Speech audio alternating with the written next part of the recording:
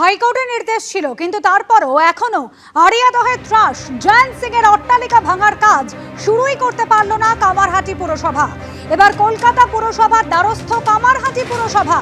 আড়িয়াদহে ত্রাস জয়ন্ত সিং এর বাড়ি ভাঙা নিয়ে কলকাতা পুরসভার ডেপুটি মেয়রের সঙ্গে কথা কামারহাটি পুরসভার পুরপ্রধানের। জয়ন্ত সিং এর বাড়ি ভাঙার জন্য কামারহাটি পুরসভাকে আগেই 4 সপ্তাহ সময় একেবারে বেঁধে দিয়েছিল কলকাতা হাইকোর্ট। বাড়ি ভাঙার সময় বৃদ্ধি নিয়ে এরপর কলকাতা হাইকোর্টের দ্বারস্থ হয় কামারহাটি পুরসভা।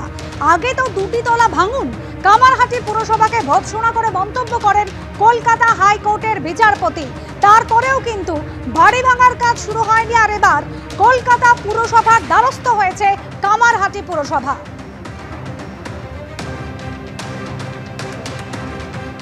কামারহাটিতে জয়ন্ত সিংয়ের এই প্রাসাদোপম বাড়ি ভাঙতে ইতিমধ্যেই বিপাকে পড়েছে কামারহাটি পুরসভা।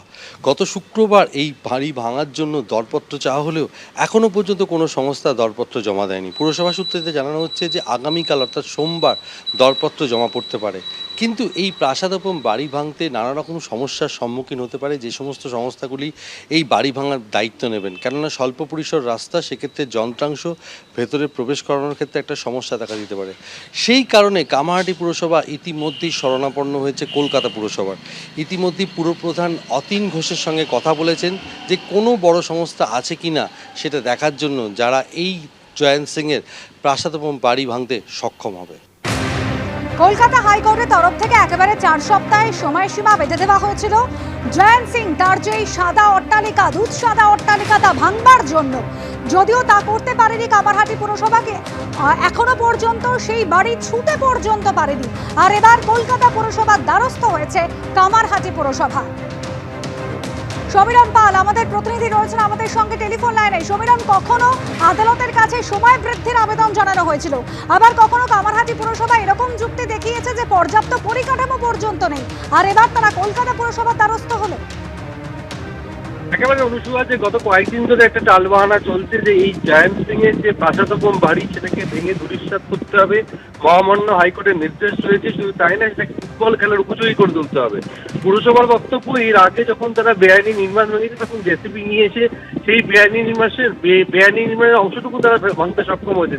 কিন্তু এক্ষেত্রে পুরো বাড়িটি ধূলিসাৎ করতে গেলে সরু গলি অর্থাৎ স্বল্প পরিসর রাস্তায় জেসিবি প্রবেশ করানোর একটা সমস্যা রয়েছে। তার পাশাপাশি যে সমস্ত সংস্থার সঙ্গে পুরসভা কথা বলেছে তারা অনেকেই অনীহা প্রকাশ করেছেন। গত শুক্রবার দরপত্র চাওয়া শুরু হয়েছে যে সমস্ত সংস্থা আগ্রহী এই পুরো বাড়িটি ভেঙে ফেলার জন্য। এখনো পর্যন্ত কোনো দরপত্র জমা পড়েনি। পুরপ্রধান যেটা জানাচ্ছেন যে আগামীকাল দরপত্র জমা পড়ার সম্ভাবনা রয়েছে। সেই কারণেই তিনি কলকাতা পুরসভার ডেপুটি মেয়র অতীন ঘোষের সঙ্গে আজকে কথা বলেছেন যে কলকাতা পুরসভায় এই ধরনের পরিকাঠামোযুক্ত কোনো সংস্থা চেনা জানা আছে কিনা, যারা এই দুধসাদা অট্টালিকা ভাঙতে সক্ষম হবে। এক্ষেত্রে যেটা বোঝা যাচ্ছে যে এবার কামারহাটি পুরসভা বাড়ি ভাঙতে কলকাতা পুরসভা শরণাপন্ন হচ্ছে। কেননা এই যে প্রাসাদোপম বাড়িটি, এটি 3 তলা বাড়ি রয়েছে এবং যেখানে ফিডার রোডের ঠিক পাশে, সেখানে ভেতরে প্রবেশ করার একটা সমস্যা রয়েছে, যন্ত্রাংশ নিয়ে যাওয়ার একটা সমস্যা রয়েছে। বারবার পুরসভার তরফ থেকে এই একটা যুক্তি দেওয়া হচ্ছে, কিন্তু এইটাকে কেন্দ্র করে বিরোধীরা বারবার এই কামারহাটি তৃণমূল পরিচালিত কামারহাটি পুরসভাকে আক্রমণ করছে।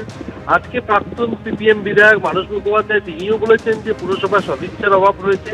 তার পাশাপাশি এত বড় প্রাসাদোপম বাড়ি কি করে বেআইনিভাবে তৈরি হলো, পুরসভার ভূমিকা নিয়েও বিরোধীরা প্রশ্ন তুলতে শুরু করেছে। সেক্ষেত্রে পুরসভাকে জানানো হচ্ছে যে কেউ আগে কখনো কোনো অভিযোগ করেনি।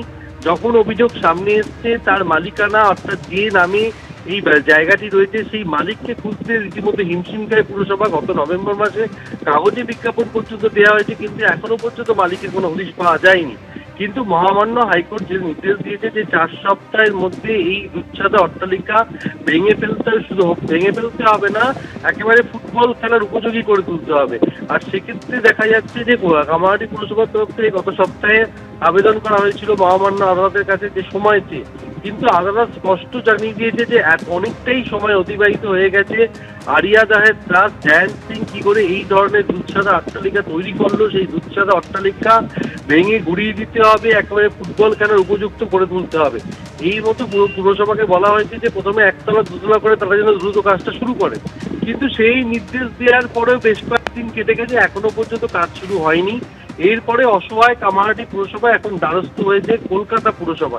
ডেপুটি মেয়রের সাথে ইতিমধ্যেই কথা হয়েছে এবং তার কাছ থেকে খোঁজখবর জানতে চাওয়া হয়েছে যে এই ধরনের এমন কোনো বড় সংস্থা আছে কিনা যারা খুব দ্রুত এই বাড়িটি ভেঙে ধূলিসাৎ করে ফুটবল খেলার উপযুক্ত করে তুলতে পারে। এবং সেই দিকেই নজর রাখছে কামারহাটি পুরসভা।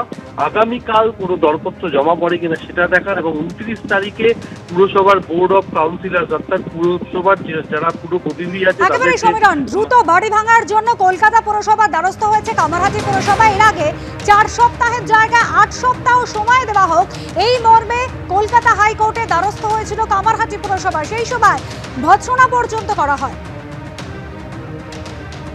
কোর্ট যখন অর্ডার দিয়েছে সেটাকে রূপায়িত করার দায়িত্ব কোর্টে। আদালত ব্যবস্থা নিক, যে কোনো মূল্যে ব্যবস্থা নিতে হবে। জয়ন্ত সিং ভোট লুট করে, ভাঙবে না। মমতা ব্যানার্জি সংবিধানের 4টে স্তম্ভের কাউকে মানে না। হাইকোর্ট যদি মুখ্য সচিব আর ওই পুলিশ কমিশনার আর কামারহাটির চেয়ারম্যানকে জেলে ঢোকায়, জব্দ হয়ে যাবে।